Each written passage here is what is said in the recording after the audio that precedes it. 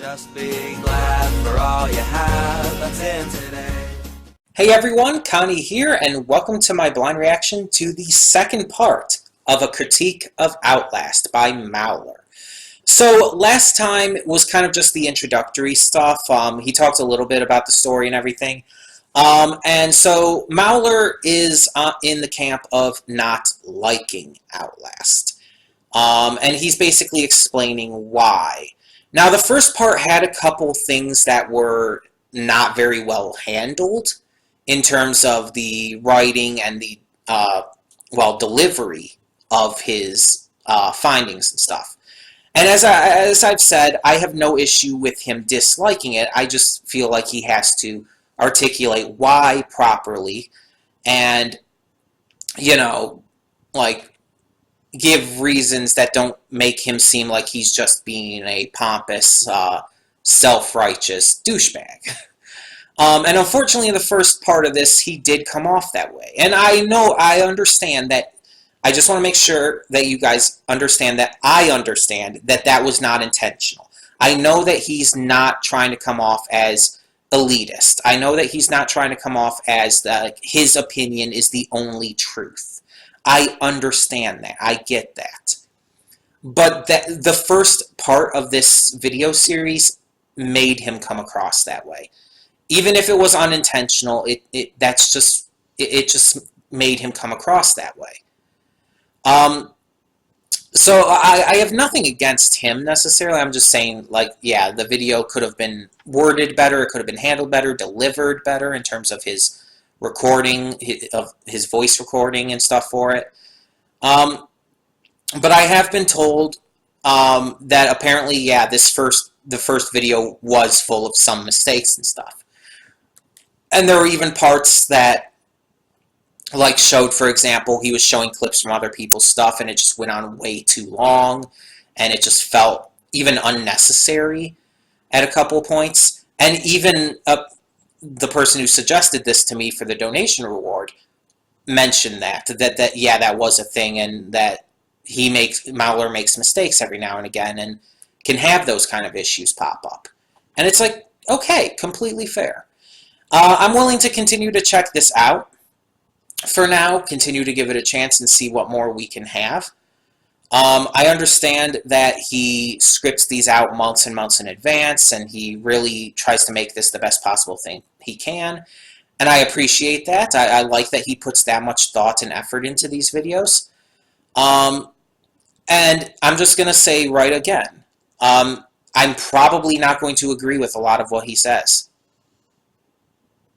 because it's all subjective anyways.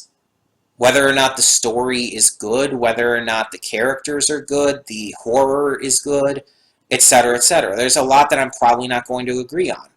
But just like with the first part, though, there are probably things I will.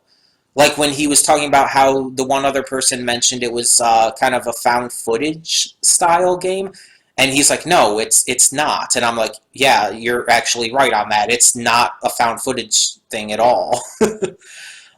There will be things like that I will agree on. And I hope that there is things just in general that I would both agree and disagree on. So yeah, I don't know exactly how this part's going to go. This part is notably shorter. It's like an entire 10 minutes shorter, pretty much, than the first part, which is probably a good thing, because the first part did feel like it dragged on a little bit, if I'm being honest. So I'm hoping that the pacing of it is done better. I'm hoping that he just handles things a little better, words things a little better, stuff like that. And I am interested to hear more about why he personally doesn't like the game. And again, I'm fine with him not liking the game, as long as he doesn't try to force the idea that his opinion is objective fact and that it is the only thing that should be taken seriously. Because I hate people who do that, because it's like, no, it's opinion. It's subjective by nature. Media like this is subjective by nature. I have no issue with anyone disliking Outlast, even though I do really like it. Just like I have no issue with anyone liking Outlast 2, even though I really don't like it. And same goes for any piece of media, any game, any TV show, anime, movie, comic, whatever. But yeah, I am interested to see where this goes. So we are going to be doing another part to this today. As always, though, there is no set schedule for these, so I don't know when the next part will come. It's just basically whenever I can get to it and everything. But in the meantime, let's get down to this. So when the screen fades to black, pause this redirect and go to the description below. Follow the link to the reaction, because after it fades to black and then it fades back in, everything in this video will be my afterthoughts and will contain spoilers to the video. And just as a reminder, this is being redirected because I redirect everything I react to just to be safe. Anything can happen, so I just want to be safe. So, that being said, thank you so much for tuning in, and I will see you at the reaction. Okay, and we are back, and we'll begin with spoilers in 3, 2, 1, now. Okay, so, this part was leagues better than the first. I will say that right off the bat. One, he came across as much less elitist in it. He definitely seemed like he was more just sharing his opinions, and he was still a little, admittedly, he was still a little bit pushy about it. And there were certain words he used that I just don't like those words being used in that context, like retarded. Yeah, I'm just not a fan of that word being used in that context. But overall, it's like he definitely was a lot more, presenting himself as just sharing an opinion. And there was also a few things that I did agree with him on. And that's going to happen, because I don't think Outlast is a perfect game by any means. I do really enjoy it. I do think it is a very good horror game. But I by no means think that it's perfect. It does have its flaws. It does have its issues. It's just, it can't be perfect. And there are things, of course, that I do disagree on still, such as the notes, the entire thing with the notes. See, he seemed to think the notes and the documents were almost one and the same, it seemed. The documents are what are supposed to, inform you. Miles's notes are flavor. They are just there to give flavor and add, well, technically, in a way, add more to Miles's character, but just to give you something to look forward to, in a way, something flavorful and fun.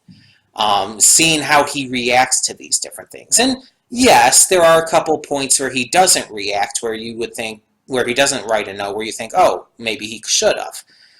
I will admit to that, but at the same time, it's like I think the notes are handled very, very excellently. They give further immersion by having our main character, instead of just being this just completely blank slate, by having our character actually have, character, personality, and everything. And plus, they're entertaining in general. So in this one, he talked a bit about the story. He still had to kind of conclude on that. And the big takeaway is just that he just doesn't like it. He thinks the entire story in and of itself is crap. It's convoluted. It's too, nonsensical, basically. And it's just I understand that a lot of it is super complicated and overly so and unnecessarily so, and I agree with that. But I wouldn't call it bad because of that. I actually like the fact that it's super overcomplicated. I like the fact that there's a lot to it that's really hard to understand, or even that doesn't seem to make sense on surface level. Then he started talking about the characters, and he was a lot more positive about some of them than I thought. He seemed to like Chris Walker.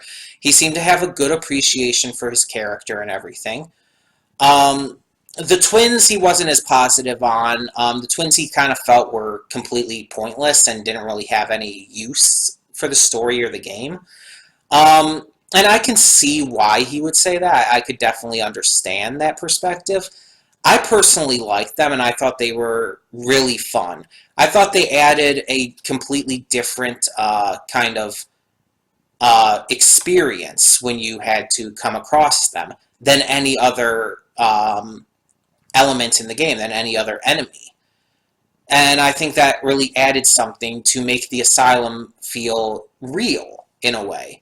Because everyone is different. No two people are exactly alike. So to have these notable characters who are very different from everyone else helps the game seem realistic in its portrayal of people, even if they're fucked up people. People who have been completely just mentally, emotionally, physically destroyed. They're still people, and they still have notable differences, and I like that. That they talk differently, that they look different, that they act different. His thoughts on Father Martin seem kind of neutral. It doesn't seem like he's like super against what they did with Father Martin. He just seems like he's like kind of like, he doesn't really have an impact, but he's not like offensive. That's kind of what it seemed Mallor's thoughts on him was. So yeah, there was that kind of bit there. Now, then he got to talking about Traeger, and that was kind of the last real thing he talked about with the characters in this one. And he praised the hell out of Traeger, and I'm glad that he at least likes Traeger, because he put it that Traeger was probably the best part of the game, and I could definitely see why he and others would say that. But personally, I view Traeger as definitely one of the best characters in the game. In fact, I'd say he's probably the best character, though I do really like Chris Walker. But his section in the game is actually really boring outside of him. Outside of him, the actual section is boring.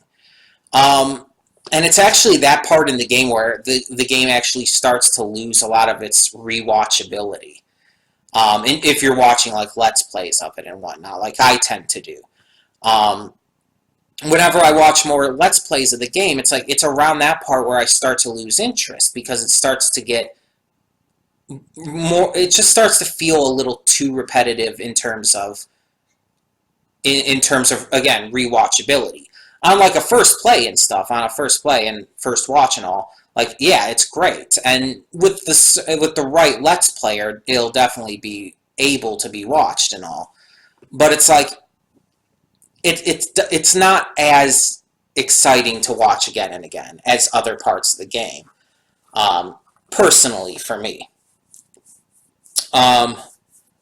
Just overall, I think he was definitely a lot more respectful in this part than in the last one. There were still a couple parts where he just held on those clips way too long and everything, but he definitely held back on a lot of that, and definitely, again, he wasn't as pompous and elitist about his beliefs this time. So I definitely think this was an improvement, and it definitely, with the shorter length as well, felt a lot better paced. Now the next part, as I'm looking at this, is like about 5 minutes longer than this one was, which isn't too bad at all. But it's like, I just feel like this was kind of the perfect length. So I'm hoping that with a longer length in the next one, and just going forward in general, he does still pace it well.